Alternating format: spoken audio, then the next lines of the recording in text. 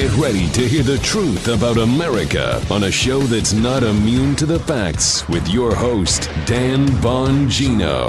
All right, welcome to the Dan Bongino Show. I got a stacked show for you today. Producer Joe, how are you today? I'm doing good, trying to get the ghosts out of my machine man, here. We've got so much going on. We're rapidly expanding, folks, and with rapidly expanding comes technological growing pains. I was doing a hit on Fox News last night and Trish Regan's new show on Fox Business, and I kid you not, my entire studio crapped out. I literally got the thing going.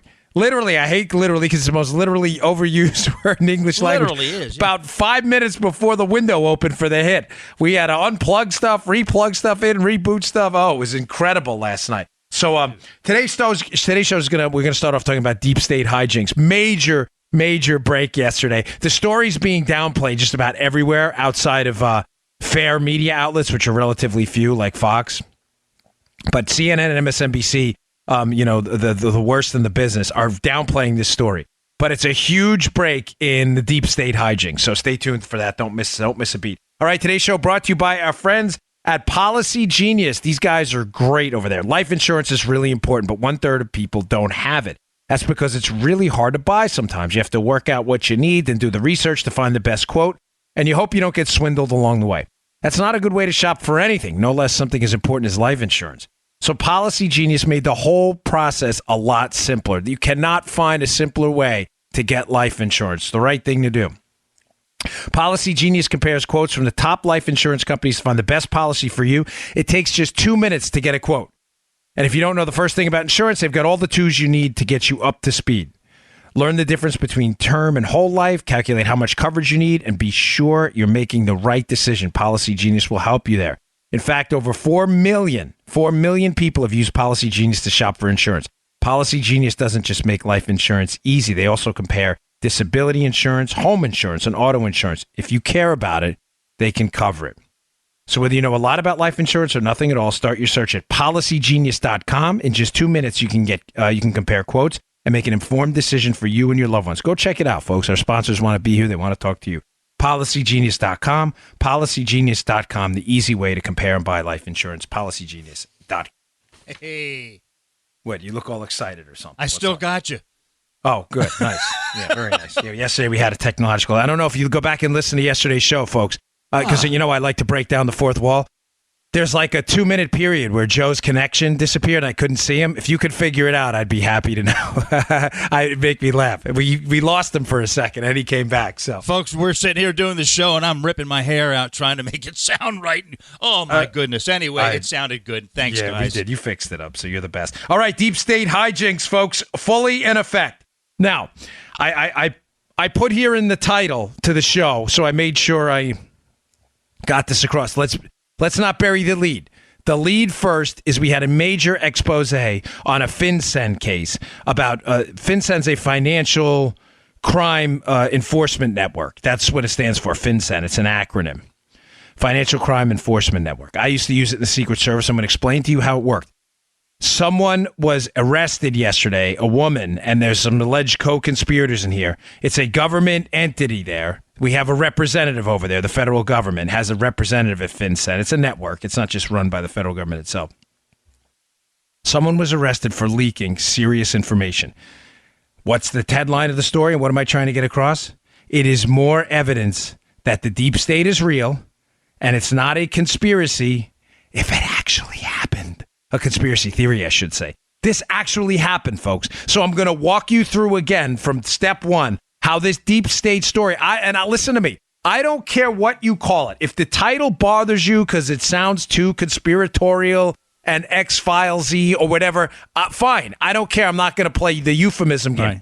Call it the deep state, the sloppy state, the slimy state, the smarmy state. Doesn't matter to me one bit what you call it. What I'm telling you is there is an entrenched bureaucracy absolutely hell-bent on enforcing their agenda, and that agenda isn't yours. You elected Donald Trump, and there are people embedded like ticks within the government that are absolutely hell-bent on taking down the Trump agenda. And this arrest of an employee for leaking sensitive financial documents is going to fit right into it. There's the lead. Let's walk you through it piece by piece why this matters. Evidence of deep state hijinks. Ladies and gentlemen, we now know the entire collusion narrative was made up. It was made up in conjunction with deep state operators, okay? I have to walk you through the beginning to get to the FinCEN part at the end, or none of this is going to make sense. All right. The deep state is real, the sloppy state. A crime was invented by people working within the United States government to target the Trump team both before, during, and after the election. Before, because they went back far to check out some of these records, but they're still doing it now. They invented this crime. Well, what does this have to do with the deep state? We now know, breaking news today, that James Baker, the FBI lawyer, Joe, the general counsel at the FBI, big shot lawyer up in FBI headquarters, who was a direct, was there directly with Comey, McCabe, Price Step, Stroke, all of the Trump Clinton operators in the FBI. Jim Baker is there in the room with them, right? We now know he's going to go back to testify a second time up on the Hill. Jim Baker. Why is that important now? What does this have to do with FinCEN? Again, we're talking about this deep state conspiracy amongst folks to take down the Trump team. Baker met with Michael Sussman, a lawyer from Perkins Coie.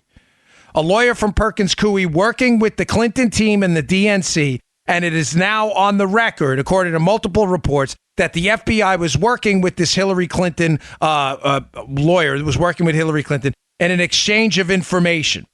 That exchange of information, according to what people are reporting from Baker, is information about the Trump conspiracy, the dossier, and others. So we now have people in the upper levels of the FBI. I'm not going to spend too much time because some of this is rehashed, but it's going to be important for explaining why the end of this, the FinCEN story, matters, okay? All right. So now we have upper level people in the FBI, Joe, an FBI general counsel. It's like a spy novel that actually happened, working with lawyers working for a political campaign to sabotage their opposition political campaign. Think about it. If anybody was going to snap, it'd be that guy. People miss those. I've been getting some complaints. Oh, where's good. the drops? Joe's had some stuff going on. But we're back. Don't worry. So now we know at the FBI. Again, we're talking about deep state hijinks. We know bureaucrats at the FBI, a lawyer at the FBI, and potentially others were working with a political campaign's legal team to generate information about Donald Trump and his team. Got it? Moving on. This is under the inventing a crime portion of the deep state hijinks. Secondly, it's not just the FBI that's corrupted. We already know, again, if you're a listener to the show and you're reading my book, Spygate, you're getting a detailed analysis of this. We know that at the DOJ, information is being piped into on the information superhighway from Christopher Steele and Glenn Simpson to Bruce Orr, who's the number 4 person at the FBI. Remember the name, Bruce Orr. It's going to come up in a few minutes in the FinCEN thing. Don't forget. If any of you forgot who he is, he's the number 4 ranking official in the Department of Justice. His wife works for the company hired by Mrs. Clinton to gin up the negative information on Donald Trump, his wife, Nellie Orr. So a DOJ's official, the number 4 official of the DOJ, his wife, is essentially working for the company, working for Mrs. Clinton. Yeah, I don't want you to forget any of this. It's going to be important in a few minutes. So now information is being pipelined into the FBI through a Perkins Coie lawyer working for Mrs. Clinton. Information is being pipelined into the DOJ through a guy, Glenn Simpson, hired by the Clinton team through Fusion GPS to generate negative information. This is bypassing any traditional law enforcement channels. It is mainlining like a drug negative information into the highest levels of the government. Tell me again how this deep state stuff doesn't exist. Again, I don't care what you call it. This falls under the invent a crime headline. This is where the crime is invented. It's invented on this information superhighway pipelined into these deep state operators. The dossier is fake. The information is political that Mrs. Clinton's team gins up through Fusion GPS and Christopher Steele. It's fake. It's not real. The information is garbage. It is extensive garbage time, as Marv Albert used to say in the Knicks games when they were losing in the fourth quarter. It is extensive garbage time. But the information needs to be there and needs to somehow make it to the FBI, but they can't do it through traditional channels, Joe. They can't walk into an FBI Washington field office and say, hey, we have some information about potential counterintelligence problems with the Trump team. Why? Because they'll be laughed out of there. Right. Wait, who are you guys? Yeah, we're lawyers working for the Clinton team. To do what? To generate negative information on Trump. Wait, what? Hold on, guys. Time out.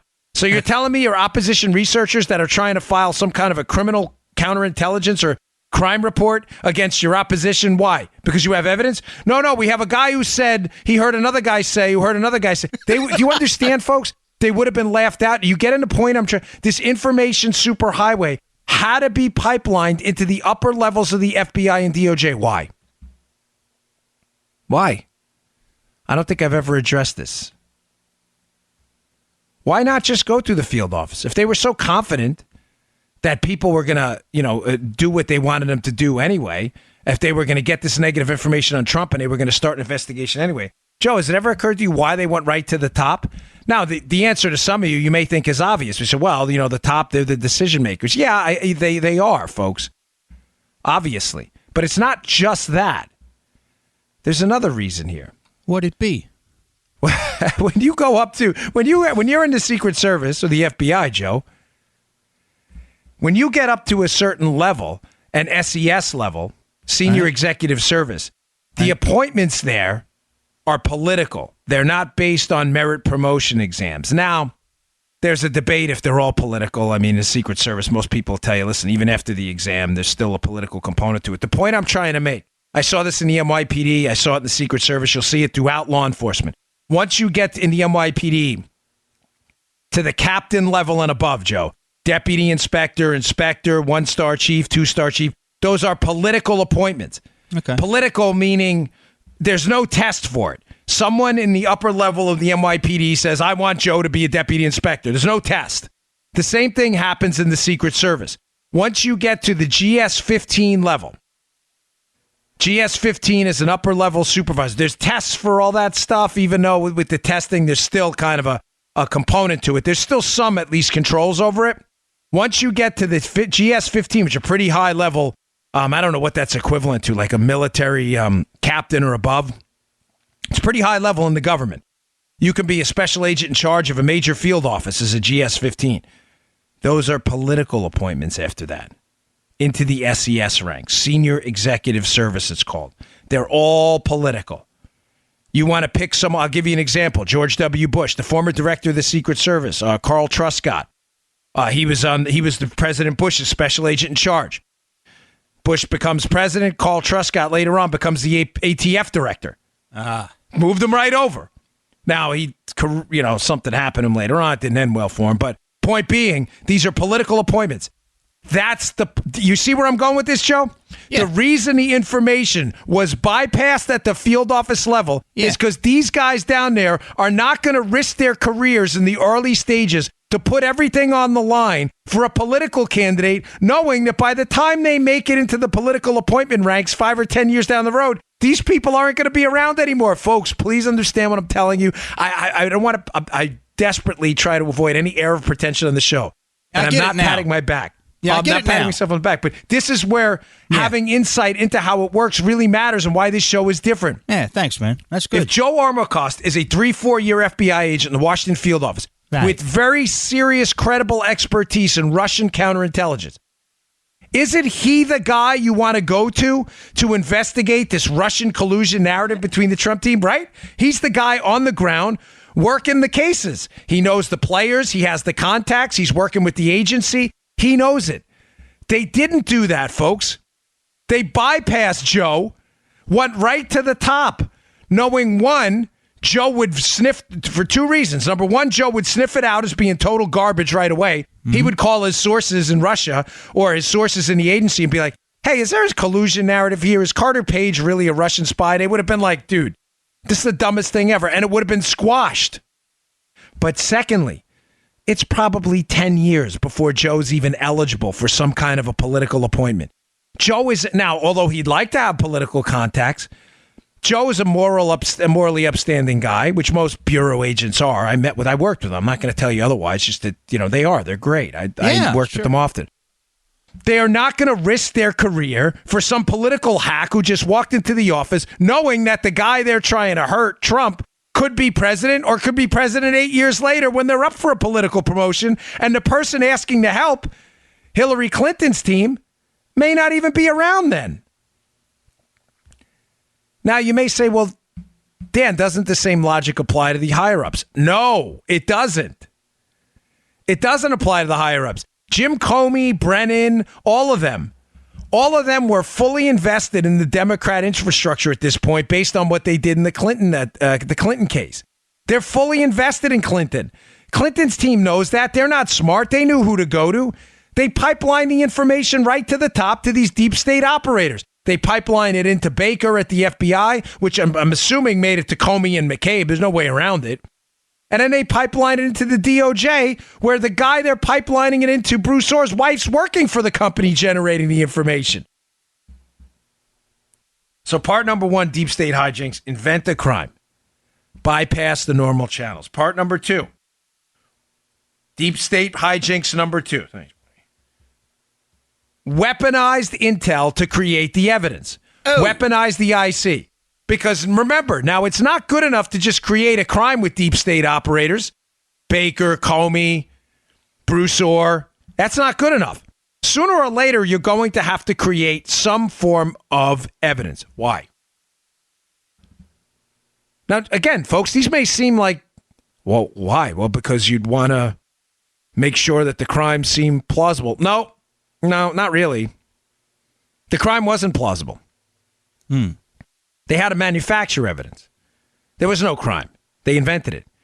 So why would you need to manufacture evidence? Because at some point, their initial plan A of unmasking and using NSA type information based on the 702 queries, which I'm reasonably confident now were used. In other words, tapping into the NSA database to get information while unmasking Donald Trump's, in other words, wiretapping is effectively Trump team member conversations, which we know happened with Mike Flynn and potentially others with these record unmasking requests. In other words, listening in on phone calls and then picking out the identities of these Trump team people. At some point, we know that dried up. Mike Rogers stopped it. So they needed evidence for what, Joe? To put inside of a warrant, a FISA warrant, to go present to a FISA judge to quote, legally be able to spy on the Trump team because their, at a minimum, unethical, immoral unmasking efforts were already shut down. So they needed evidence. So deep state hijinks portion two, number one, invent a crime. Number two, weaponize the IC to create the evidence and the intelligence to back up the fake crime, which is exactly what they did. The unmaskings, the potential for 702 queries into the NSA database to search for metadata. This type of stuff was shut down. Rogers shut it down. It seems apparent at this point. They needed to get on the record in some kind of a, quote, legal way, so they used the FISA court, where they knew the Trump team would never find out. Remember, this is not an adversarial court like you and I are used to, ladies and gentlemen. It is not a court proceeding where your defense attorney, if Joe's accused of terrorist-like felonious mopery, Joe does not even find out about it when they go to the FISA court. The FISA court is a secret court. It's not adversarial, meaning Joe does not have a lawyer there. The proceedings are kept secret. They went to the FISA court because they knew they could spy on the Trump team using that. Ladies and gentlemen, now does it make sense why they sought a counterintelligence investigation rather than a criminal one? Please tell me this makes sense. My co-author, Denise, in the book highlights this.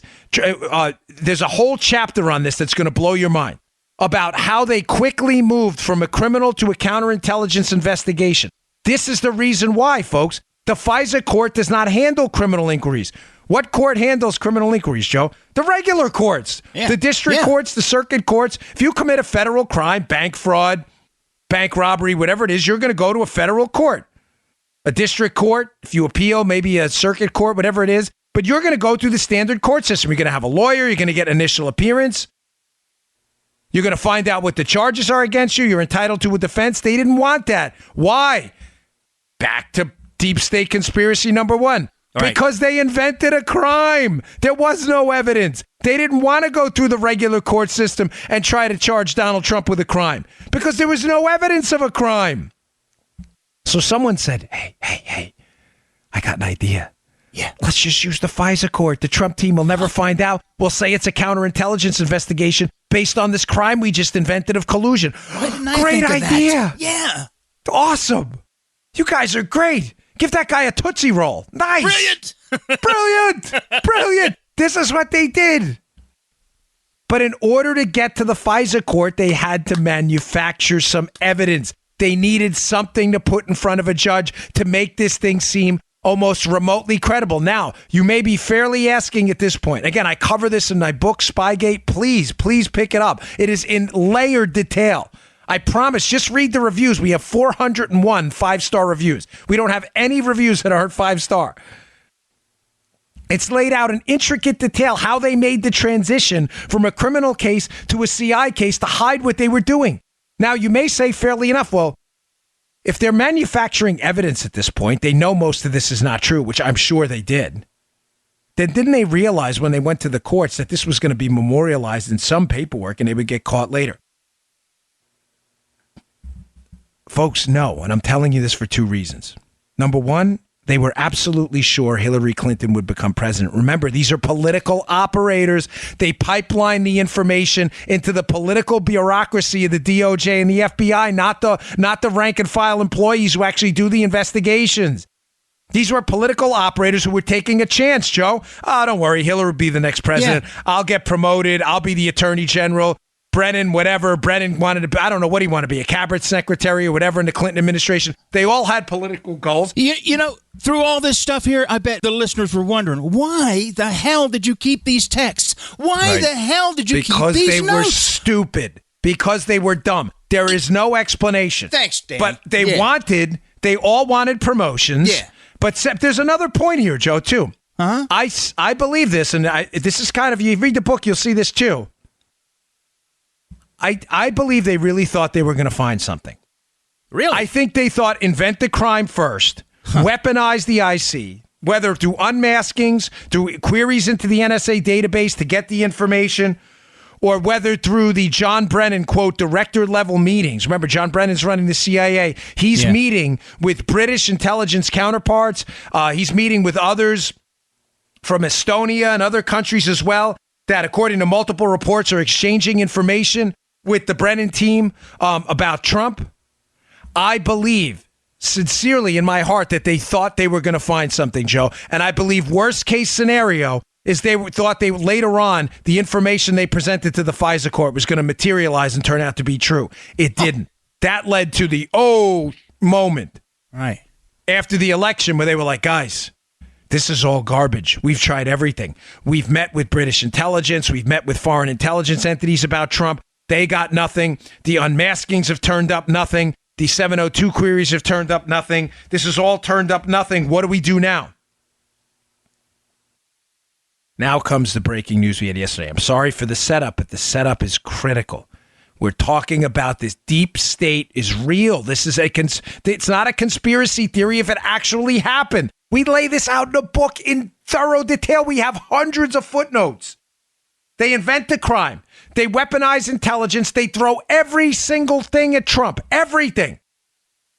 The IC, John Brennan meeting with foreign intelligence because foreign intelligence can do whatever they want, tapping into the Trump team, bypassing U.S. intelligence choke points, unmaskings, everything. They get nothing.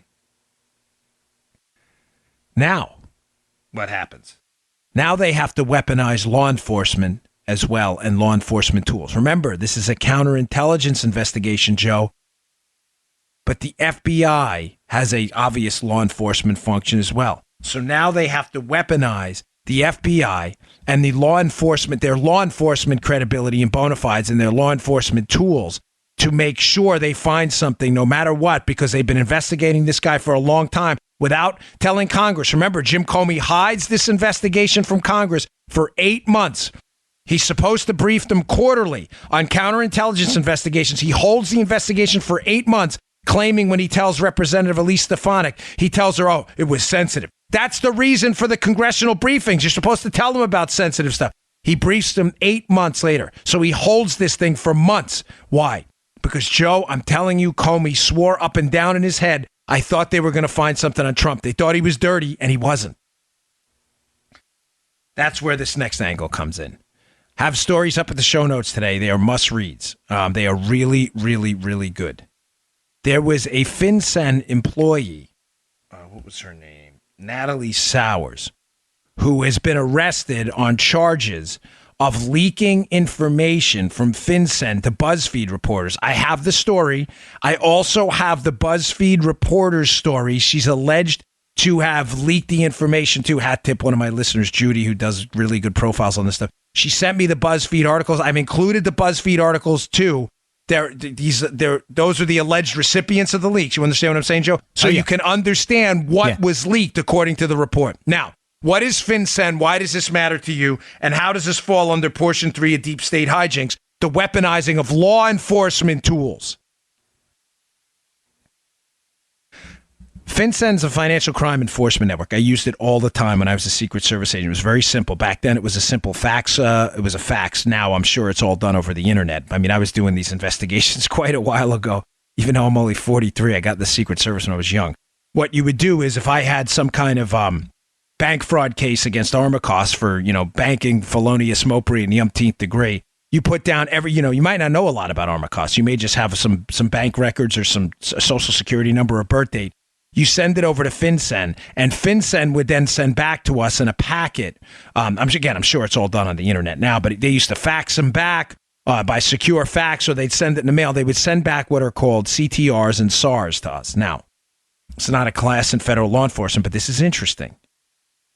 There was an internal employee at FinCEN who was leaking this stuff. You have to know what they are to understand how devastating this is and how the entire portions of I don't want to be dramatic about it, sensitive portions of the federal government, which have access to your deepest, darkest secrets, folks, whether it's the NSA database, whether it's subpoena power, whether it's your bank records, your business records, we're all using the power of the federal government to make Donald Trump's life and his business an open book for the sole purpose of prosecuting him. They went after their phone calls. They wiretapped their phone calls. They went after their bank records, their business records, their meetings. They weaponized foreign intelligence against them. FinCEN was the last straw. Now, this is on the take it east front that some things are happening. Again, I'm not trying to tell you Jeff Sessions here is the Messiah. I'm just telling you things are happening. We now got they have the Wolf prosecution going on. I'm not so sure Wolf's not cooperating, by the way. We'll see. I'm a little disappointed how that was handled.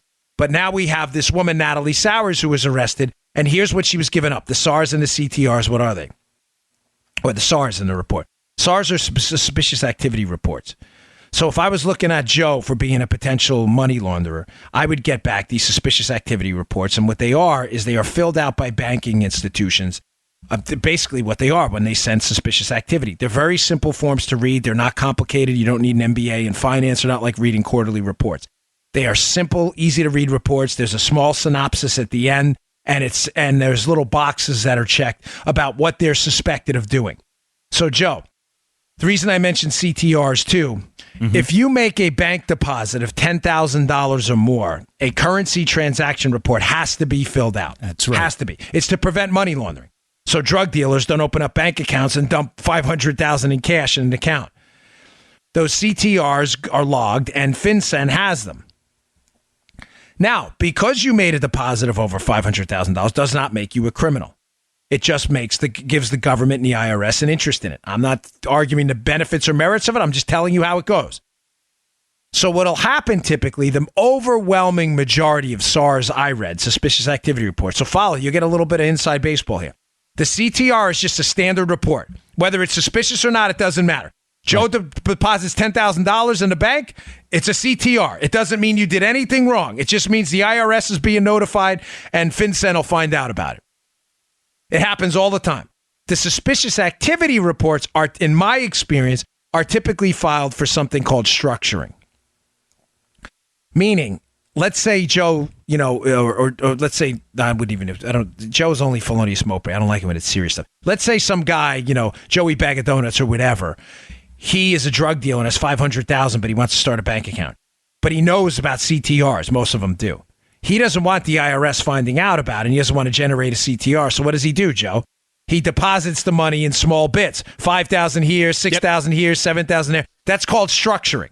Okay. The bank's not stupid, folks. The bank does this all the time. The bank will file a suspicious activity report. Now, I'm telling you, 99% of these things turn out, maybe 90% of them, turn out to be nothing. Maybe Joe was a legitimate business guy. He had a construction company. He just had a busy year. But some of them don't. Why I'm bringing this up and giving you a little background is not to bore you to death, to tell you that in my experience, the majority of these things have nothing to do with criminality at all. They're just suspicious activity reports that have something to do with the way, I had a big year this year with the podcast and everything. We've deposited money. Who knows? There could be a suspicious activity report on me. To have this information leaked, Joe, is devastating. There was an employee now in there, this Natalie Sowers, who's now alleged to have taken the information. She's an employee at FinCEN. This is going to get interesting in a minute. Remember the names. She takes the information. She was caught with a flash drive, and she's alleged to have given it to these BuzzFeed employees. Now, when you read the BuzzFeed stories they wrote, the stories, shockingly, have nothing to do with Donald Trump. They have a lot to do with people who may have known Donald Trump, people who met at the Donald Trump Tower meeting, and how there was some suspicious activity on their bank accounts. It has nothing to do with Donald Trump. Why does that matter? Because, again, it feeds into the panic narrative that they had to fabricate evidence. And when they didn't have it, what did they do, Joe? The FBI and the DOJ and others had a, quote, media leak strategy. Oh, remember that one? So in other words, the evidence not materializing that they actually have a crime. So let's leak it to the media to create what, Joe? What do you think they wanted? A special counsel investigation by Bob Mueller? Erroneous! Play it again. Erroneous! One more time. Erroneous! Once more. Erroneous!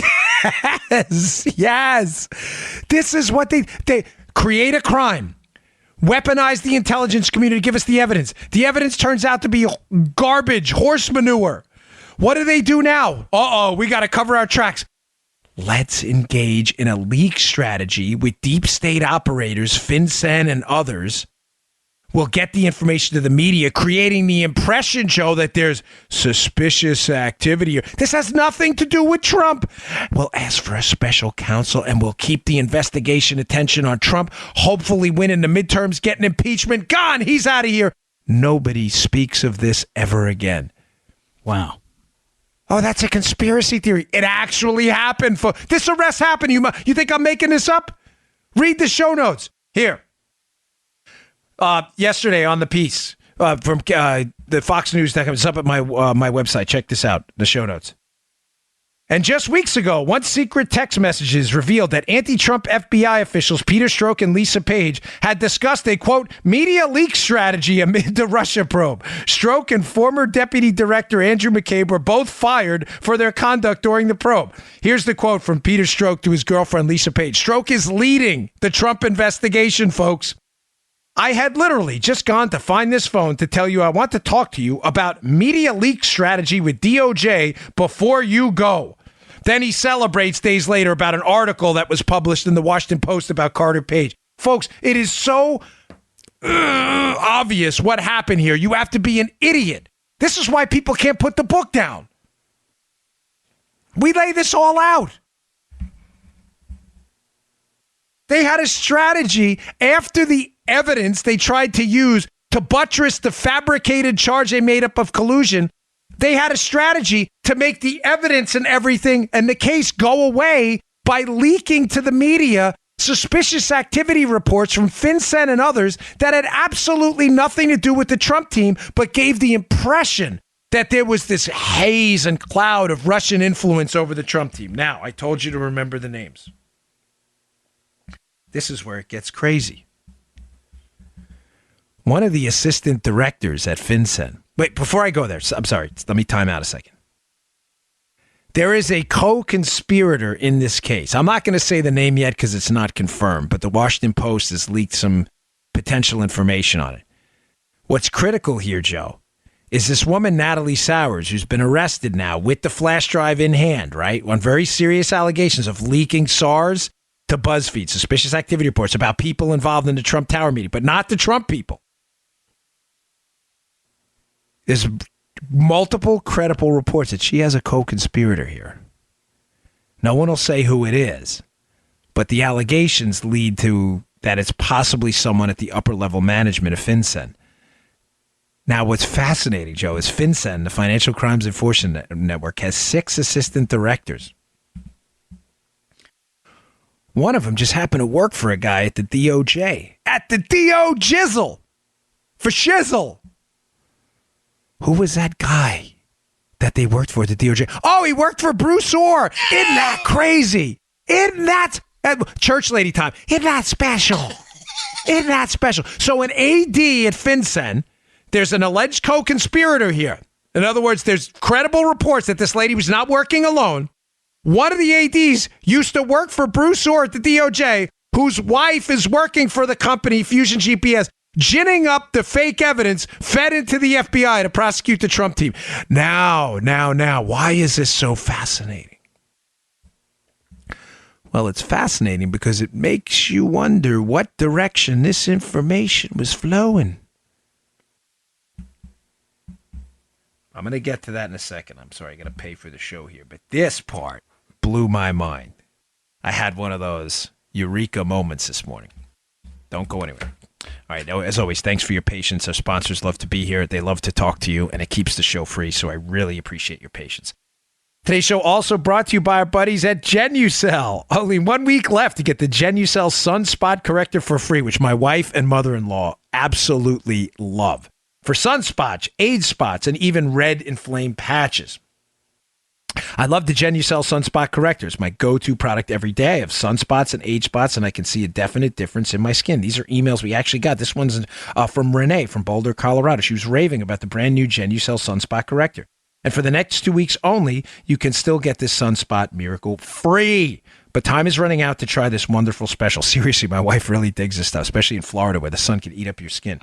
Watch your sunspots vanish and your bags and puffiness gone. And for results in as little as 12 hours, the Genucel Immediate Effects is also yours free. Text the word young, like the opposite of old. Text young to 77453. Text the word young to 77453 to get the Genucel Sunspot Corrector free with your order. Order now and receive Chamonix's luxury microdermabrasion also free. Rejuvenate and unclog pores for instantly radiant baby soft skin.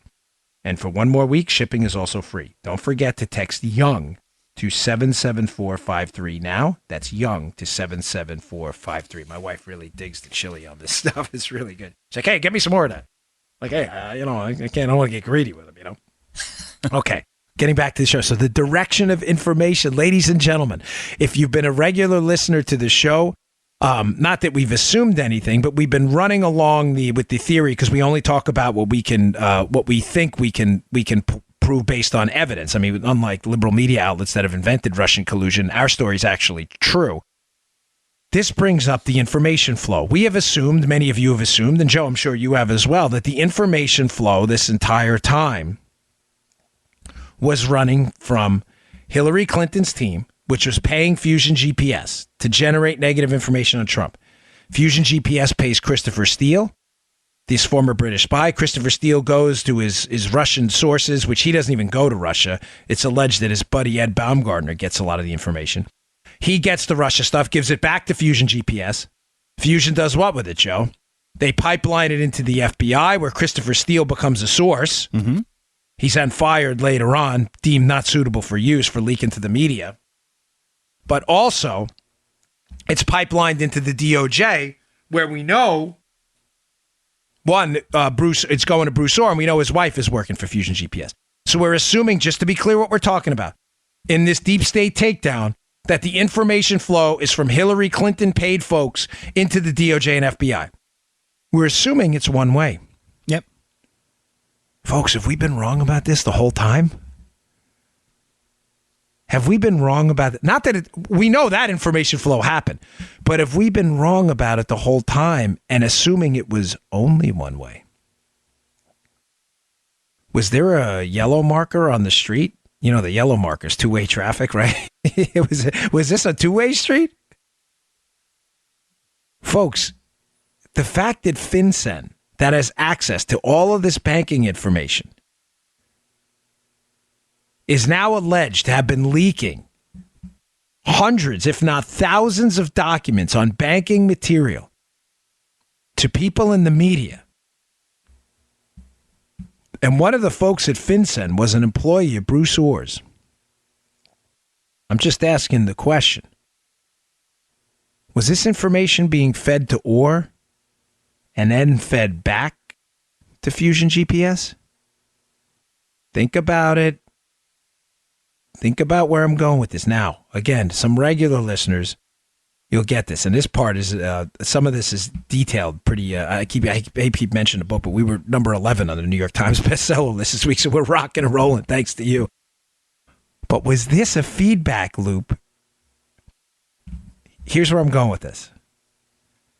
There have been multiple occasions in this case where Michael Cohen's name has creeped up, but it was the wrong Michael Cohen. Why does that matter? Ladies and gentlemen, my experience with FinCEN is if you have Joe has a relatively unique name, so do I.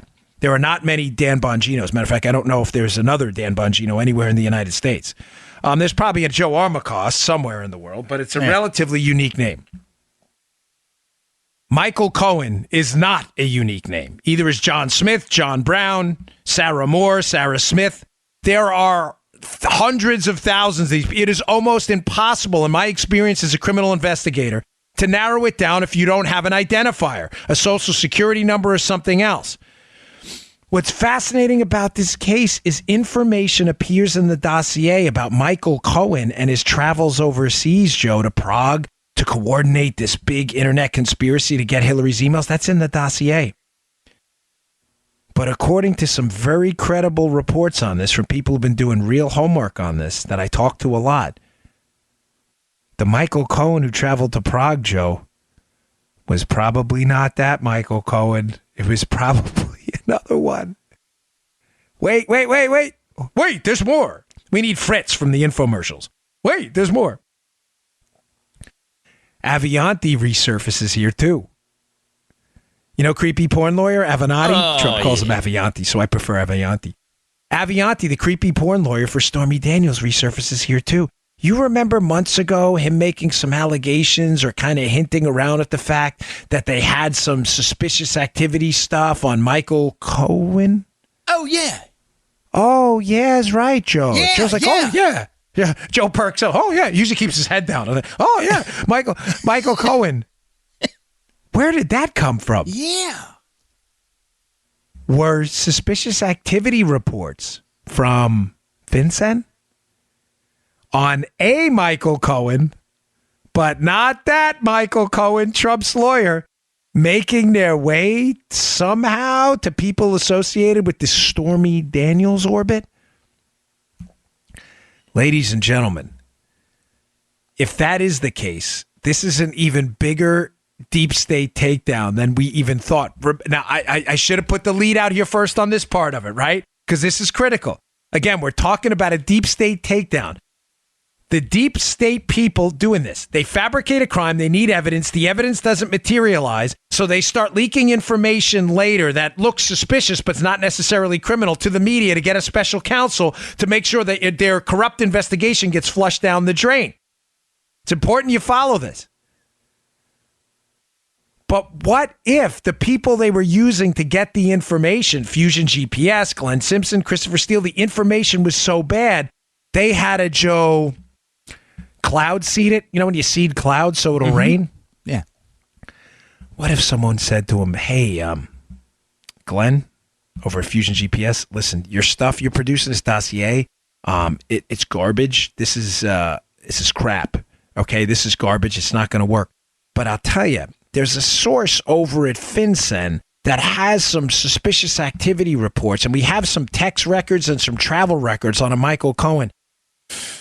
You didn't get this from me, buddy, but you may want to slide this into your, dossier or use this to buttress your claims in the dossier. And then tell you what, feed it back to the FBI guys. It'll make it seem credible.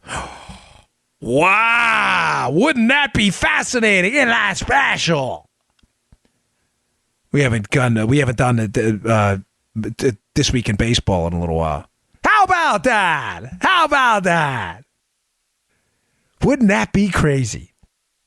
And it would explain how information got into the dossier about a Michael Cohen traveling to Prague. Christopher Steele and Glenn Simpson have absolutely no access to text records or anything else, U.S. government databases. None. But the U.S. government does. What if that information was fed to him to put in the dossier to feed right back to the FBI? Now, you don't have to go through FinCEN to get text records or travel records, but those Avianti things make me think, what's going on there? How did Avianti, creepy porn lawyer, get his mitts on what he alleges are some suspicious Michael Cohen financial documents? How'd he do that? Michael Avianti, Avianti's not last time I checked, Joe, he's not a federal agent, right? He hadn't been deputized, right? We didn't miss some, did we? Oh, he's a sick man.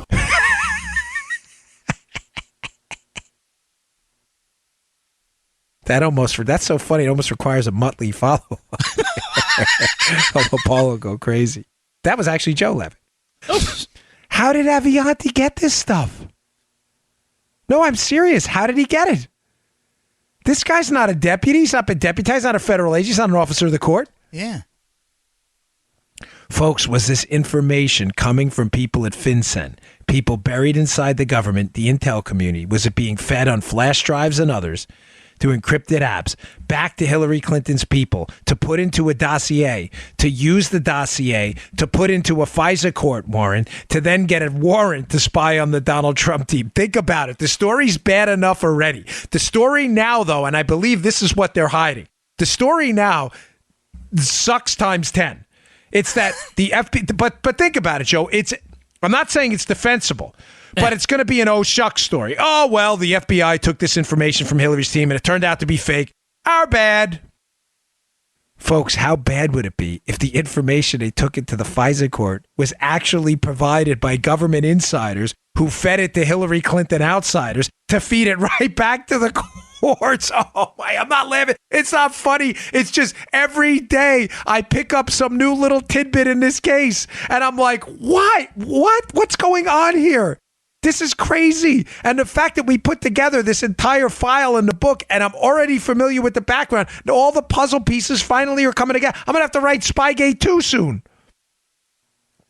I'm serious. We're going to have to write the sequel, Spygate Part 2. Like, remember the Naked Gun? Naked Gun Part 2. Or Naked Gun 33 and a third. I'm going to have to write Part 2 because this all makes sense now. The transition from the criminal to the CI case to avoid the criminal court so they wouldn't have to show anybody what they were doing. The feeding of bogus information into the FISA courts, hoping it would materialize later, and the evidence would. The evidence didn't, so they leak information to the media, so the media will gin up public support for a special counsel. The special counsel targets the Trump team to keep the attention on him, hoping to impeach him, to cover up what's a deep state insider conspiracy to potentially leak information out to damage the Trump team repeatedly. Now you know why nobody trusts the government?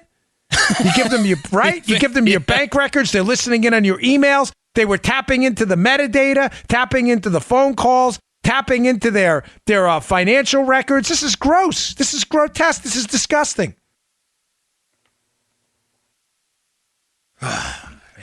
All right, last read of the day. Again, I appreciate your patience, but I got a couple more stories I want to get to. But this is just mind-blowing. I want to sum that up for you again because I don't want you to forget anything I just talked about. Yeah. All right, today's show also brought to you by our buddies at Blinkist. If you want to, if you're like me, the list of books here, I got tons of them. You just never get to all the books you want to read. And the book suggestions never end either. It's always expanding. You simply don't have the time to read all the books you'd like to read. Our sponsor, Blinkist, has solved your long list of must-reads once and for all.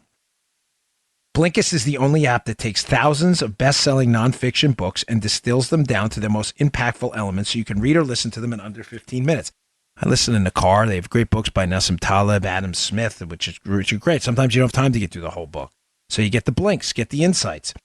With Blinkist, you will expand your knowledge and learn more in just 15 minutes than you can in almost any other way. Plus, you can listen anywhere. Go check it out. Blinkist is constantly curating and adding new titles from best of lists, so you're always getting the most powerful ideas in a made-for-mobile format. 5 million people are using Blinkist to expand their minds 15 minutes at a time. Right now, for a limited time, Blinkist has a special offer just for our audience. Go to Blinkist.com/Dan to start your free 7-day trial. That's Blinkist, spelled Blink, like Blink, I-S-T, Blinkist.com/Dan to start your free 7-day trial. Blinkist.com/Dan. Remember, 88% of financially successful people read at least 30 minutes a day. They're hungry for knowledge. You should be too. Go check it out. Blinkist.com/Dan. So many papers all over here. We're getting so busy lately, Joe and I. Thanks I to bet. you. So again, I just want to tell you what to sum this up. This is deep state hijinks. It's not a conspiracy theory. If it actually happened, they invented a crime. They invented a crime going right to deep state operators. An FBI lawyer and Baker at the top, and Bruce Orr at the DOJ. Here's collusion. Go investigate it. The problem is there's no evidence of collusion. Part 2. They had to weaponize the intelligence community to fabricate the evidence to make the collusion seem real. John Brennan, CIA director, conveniently meets at, quote, the director level with British intelligence and others. They don't have to abide by American constitutional protections. They can tap whoever they want. And all of a sudden, this information exchange happens on the Trump team. Wow, isn't that nice? Unmasking happens. We know this for a fact. Record numbers of unmasking requests, which are effectively wiretaps. We know there was misuse of the NSA database, emails, texts, phone traffic. We know that because it appears in a FISA court investigation. It appears Mike Rogers shuts that down. Now they have to fabricate intelligence once their immoral, unethical wiretaps and other methods are happening to get back into the FISA court. To get to the FISA court, they have to fabricate information. How do they fabricate information? They go right to the Hillary team. The Hillary team gives them all they want, but the Hillary team keeps getting information wrong. They keep providing information on Michael Cohen and others, and it's the wrong Michael Cohen, which begs the question right now, where the hell was the Hillary team getting the information for? Oh, this guy at FinCEN worked with Bruce Orr. What's the relationship there? Were they piping information to Orr to go back to Steele and Fusion GPS, to go right back to Orr and the FBI? All happening while the lead investigator in the Trump case is leaking to the media and texting his girlfriend about a, quote, media leak strategy and celebrating their leaks to the media about Carter Page to create public pressure to get a Bob Mueller special counsel so they can make all this stuff go away in the end. What a scamorama. Dude, this show has been a barrage of information. But Isn't it? You got to listen to it twice. For some reason, it's been easier to follow and understand than almost any other show that we've done for a while. I mean, it was sequential. You did it smoothly, and actually, it was pretty simple. But I mean, I really enjoyed this. Well, thank you. But the break, and you understand why I did it, because I don't rehash old information. I mean, yesterday, I don't think we talked about this stuff at all. The break is last night, this break in this arrest of the FinCEN employee, and critically, it's not just, all right, so we had a FinCEN employee leaking SARS about people associated with this investigation. That's nasty enough. But the really killer part, Joe, in this whole thing is the alleged co-conspirator, who they're saying is an upper-level manager, who may have worked with Bruce Orr at the DOJ. You're like, what the hell? What is going on here? I read this last night. I'm like, I cannot wait. I would have recorded the show last night. I couldn't wait to get on the air. I'm like, this is incredible. Like every single time you turn your head, there's a new angle on this thing. But thank you. I appreciate it. It should have, this one is pretty easy to find. Some of the connections, the Kathy Rumler case, the fixer for Obama's White House, some of those shows are a little more difficult. This one's easy to follow. Invent a crime, weaponize the intel to fabricate the evidence. When it doesn't work out, weaponize the media to gather evidence for a special counsel to make it all go away. And then use government leaks to do it. It's as simple as that. I'm president and you're not. That's right. And ultimately, in the end, it's all that matters. That's it. Oh, let's see. What else we got? This is an important story. I'd like to give you a little bit of a heads up on Democrat liberal narratives before they happen. Now, hat tip Wall Street Journal. I did not pick this one out myself. It didn't come from a source. Sometimes I run in some conservative activist circles, and they'll feed me stuff. They'll say, hey, listen, here's what we're hearing, whatever. This one's straight out of the Wall Street Journal, but you haven't heard much about it, and it's kind of buried inside the story. Folks, this is going to be the new liberal narrative going forward on tax hikes and the economy right after the midterms. They're not going to say it now because they don't want to be on the record for tax hikes. But after the midterms, you heard it here first. Here's what's going to happen. So, the Democrats have been fully taken over by the socialist wing of their party. Obviously, the tax cuts, the Donald Trump tax cuts, they hate them because the Democrats need to control your money. Remember, don't mistake for a minute the Democrats want more of it. They understand fully that the tax cuts will bankrupt the economy and that they'll probably take less of your money because you'll be making less. Really, Dan? No, really, they're not dumb. They don't care about the money. They care about controlling the money, even if it's less of it. Please don't ever make that mistake. The Democrats care about controlling the economy. It is not necessarily the amount. They just want to make sure that your money flows through them first, because that's what socialists do. They're command and control people, right? I bring this up because they're looking for an excuse after the midterms. That's notable. After the midterms to raise taxes while simultaneously blaming it on the Trump team and the Republicans. You may say, well, how the heck are they going to do that? How are they going to raise taxes, which was the tax cuts was a Trump Republican policy? Oh, the Democrats are very clever. They are very clever. I can't stand their ideology, but I always respect their tactical maneuvering. So here's the new narrative, Joe. Oh, it's going to be the debt ceiling. The debt ceiling. So we'll be coming up against the debt ceiling again, which is a joke. In other words, there's a statutory limit of debt the United States government's supposed to take on. You're not supposed to supersede it. It's waived all the time. It doesn't matter. It's become a total joke. Unfortunately, I wish it didn't. But the debt ceiling debate is going to happen after the midterms, Joe. So in a very clever bit of Democrat kind of legerdemain here, here's what they're going to do. They're going to say, oh, you know what? We're up against the debt ceiling again, which, remember, as I said during yesterday's show, has nothing to do with the tax cuts. Income taxes are at record highs despite the tax cuts because the economy's booming. The debt and the tax cuts have nothing to do with one another at all, okay? Nothing. That is a liberal talking point. The debt problem is a spending problem. Even on the corporate side, where we fell $100 billion short, even if that money were made up, we would still be $679 billion in debt this year alone. It is a spending problem. It is not a tax problem. But the clever Democrats, they want to blame it on the tax cuts. So what they're going to do after the election is say, listen, we're up against this debt ceiling. We can't. All of a sudden, they care about debt, Joe. We can't take on any more debt. So the incumbent, the right thing to do, it is incumbent upon us right now to take responsibility. The Democrats, fiscally responsible, which is a joke. We're going to be fiscally responsible, and we are going to push to get rid of these tax cuts. Matter of fact, we're going to push for a tax hike to get rid of the old tax cuts and even hike the taxes even more, because what we want to do is we can't allow the debt ceiling to be surpassed. We've got to shut down this debt somehow. This is genius, folks. They take an argument about tax cuts that has nothing to do with the debt. I just told you yesterday, look at the show notes from yesterday's show and the day before. The CNS News article and the article at Bongino.com about this.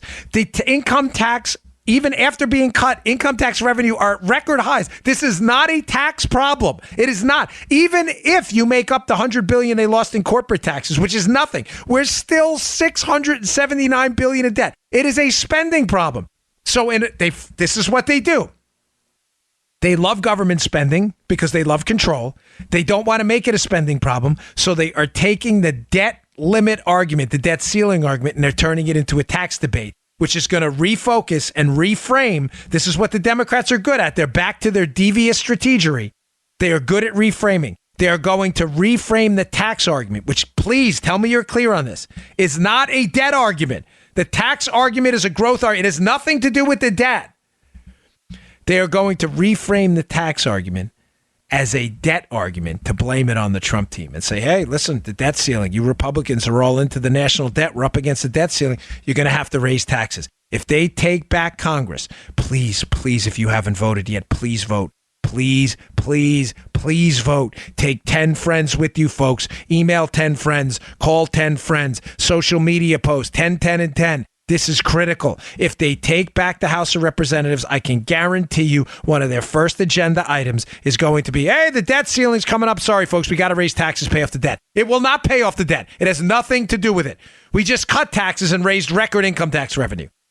But it's another slick, devious, destructive Democrat ploy to frame a tax hike argument, which is a liberal socialist argument, in a conservative way. Oh, we're looking to pay down the debt. They are completely separate entities. I saw it in the Wall Street Journal today. You hearing it on the show here? Be ready for it. You guys and ladies out there are activists. Don't wait for leaders. You're the leaders. Be prepared to head off this argument immediately. Your argument to them is, really? If the tax cuts had anything to do with it, how can we raise record income tax revenue? And by the way, due to the one-time expense, I acknowledge we fell a little short on the corporate side. But even with that $100 billion extra, we'd still be $679 billion short with last year's budget. How exactly does the tax cut? What are we going to do about the extra $679 billion? You suggesting cutting spending? No, I'm not suggesting that. Okay, so you're a hypocrite. You really don't care about the debt. You only care about hiking taxes. Frauds. Get ready. Get ready. It's coming. All right, folks, thanks again for tuning in. Hey, I really appreciate all the help yesterday with these subscriptions on iTunes. I told you we had a massive drop-off in iOS-based downloads. Everything else is growing exponentially. Downloads at our Bongino site. So please, if you don't mind, it's free. Subscribe. If you've been unsubscribed at iTunes, please resubscribe to the show. It is completely free. If you wouldn't mind, subscribe at SoundCloud. Please subscribe at iHeart. It's available on Spotify. You can always listen at our website, but the subscriptions really help us a lot. It's completely free. I thank you. You all came through in the clutch huge yesterday. And please, if you're not getting our emails, please go to Bongino.com and subscribe to the email list there. Some of you may have been unsubscribed. We did a transition. I'm sorry. If you're not getting the emails, please resubscribe. We got 500 emails yesterday. This audience is mad. You guys are great. You're incredible. Thank you. And thank you sincerely from the bottom of my heart for making the New York Times put my book number 11 on their New York Times bestseller list. That must have killed them. Tucker Carlson was number 2, Judge Jeanine was 15, and Bill O'Reilly was number 1. That must have slayed them, and we were number 11. Thank you for picking up my book. You all are the best. Let's try to stay on that list. So thank you. I really appreciate it. I'll see you all tomorrow. You just heard The Dan Bongino Show. Get more of Dan online anytime at conservativereview.com. You can also get Dan's podcasts on iTunes or SoundCloud. And follow Dan on Twitter 24/7 at DBongino.